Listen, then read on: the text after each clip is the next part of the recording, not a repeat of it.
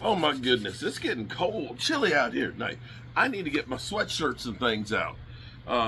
Good evening, good people. Mark Holmes here, and as always, I want to say thank you all for watching, commenting, subscribing, and being part of the Joe Boo Sports Report. Without you guys, as well as you ladies, you know that this literally does not work. I hope everybody's having a great day. You know, it was a much better day. I had to do some work and stuff. The weather was nice. It was like 60 degrees. And I'll go over and finish that up tomorrow, a couple hours, and I'll be done. It's so much nicer when you win a football game. And it's amazing the power of football, how it will literally play with your emotions. And I'm going to say, listen,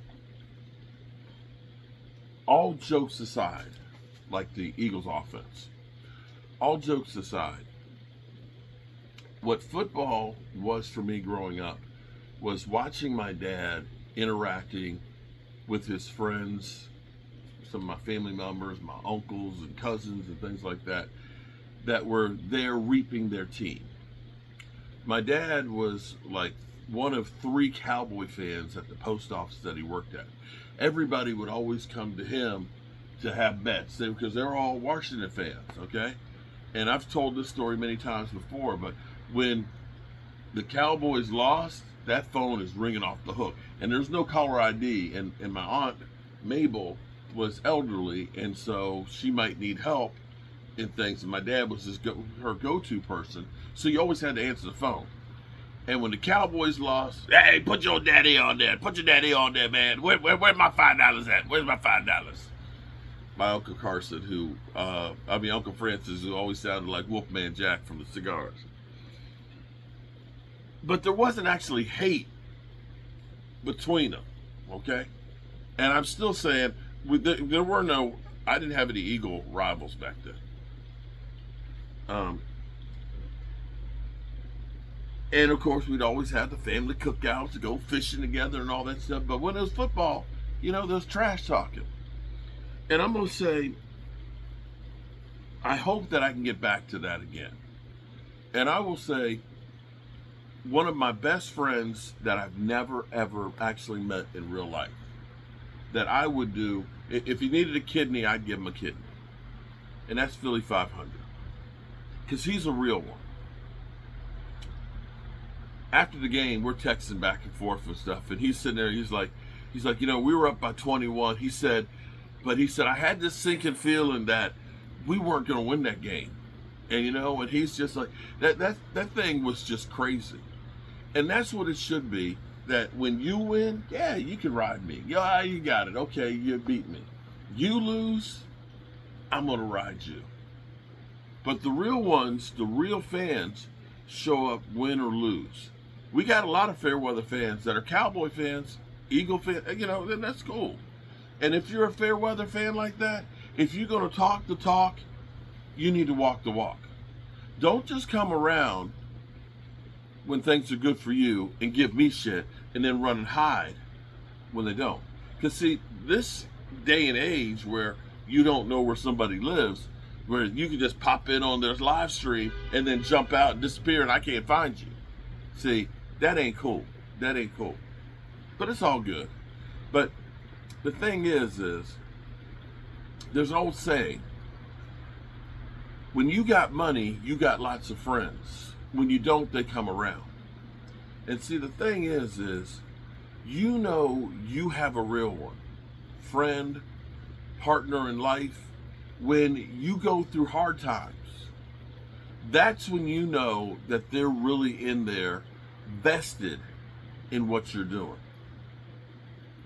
You don't want somebody who's only there for the good times. You want somebody who's there when the shit hits the fan. Now, I said that the Cowboys, some weeks back, I said the Cowboys had a leadership void. And maybe this void has been there a lot longer than what we've known. D-Law was kind of the de facto leader on the team. He was the one that was always talking and things. And I remember him saying we were getting ready to play New Orleans, and New Orleans was really good and stuff. and nobody gave us a chance. And he literally said, it's hard to play good when you get punched in the mouth. And they punched him in the mouth. And they ended up beating them, contrary to what everybody thought. But then you had the upstart, Micah Parsons, who we automatically think that a guy who plays good is automatically a leader. But that's not always the case. It's not always the guy who's always out in front and talking all the shit. You don't know what goes on behind the closed doors. You don't know if, because Micah Parsons said something, that D-Law wants to jump in line and follow along him. You know what I'm saying? In the same way you looked at A.J. Brown last week, as Jalen Hurts is trying to rally the troops and everything else, and he's just kind of clowning, not even listening. He's not following him as a leader. And there's a leadership vacuum because the Cowboys have had so much turnover. I look and I say, well, typically it's somebody that's been there for a while. But I'm sitting there looking and saying, nobody's really been there for a long time, other than, say, Diggs. And Diggs definitely is not the guy you want to be the leader on the team. I thought maybe it's Osa Digazua, but I don't think Osa was. And I was like, I don't think that Kenneth Murray was or Jack Sanborn. That going into this year, they didn't have a guy. Well, it seems like they do now, and that's Quentin Williams. Because Quentin Williams was the guy in the locker room at halftime motivating the troops to come back in that game. Quentin Williams is that guy who's just got to town, but he's already being the coach on the field and telling guys what's going on as the veteran who's been there. And guys are buying in. And that's what you need. You need that guy that you can believe in. Some guys are like Charles Haley. Because see, Charles, I'm going to tell you about Charles. Charles, when he got to the NFL, when we were at JMU, we only win like 3 or 4 games a year. It was the infancy of JMU. It's not the number 20 in the NFL, in NCAA, 20th in the NCAA football, FBS 1. We weren't that JMU Dukes. We were the JMU Dukes that were like 3-8. Okay? Or 4-7. When he got to the NFL and they started winning, he owned that shit. And if you were not about winning, if you were fucking up and costing him victories, you were the enemy. And he's going to put a foot in your ass. And so you were motivated from fear of Charles Haley going off on your ass more than the guys on the other team. And that was another form of leadership and an attitude that helped to keep that team together and perform. Quentin Williams, they got something there. And that's something the Cowboys have missed for a long, long time. That, and we can stop the damn run. How crazy is it that Saquon Barkley, who ran roughshod on us last year, 2 games, got 22 yards. That Genty only got 7 freaking yards the week before. That we gave up to 2 premier running backs back-to-back weeks, a total of 31 yards to those 2 guys. That's insane. And that's doing things differently than the Cowboys have done before. Now, I don't know if this continues, but right now, the Cowboys have the Midas touch. Pretty much most of the moves they've made, you can look at the Micah Parsons and still be mad that the Cowboys didn't work that out. But they turned that trade into something. You can look at George Pickens and say, man, we got a big problem. We got to pay him. You know what? I love having guys that perform so good that you have to pay them. That's the kind of problems that you want. You can look at Logan Wilson. You can look at Kenny Clark. You can look at Quentin Williams. You can look at George Pickens and say they did some good shit. You can look at Donovan E.Z. in the draft. You can look at Tyler Booker in the draft. And you can look at Savon Rebel and say all of these moves have worked the heck out. And that maybe, just maybe, the Dallas Cowboys have gone from being slap rock to actually having some good luck. So that's all I have to say about that. And I can tell you that this is getting low on propane because it gets a little bit of an odor to it when it gets low.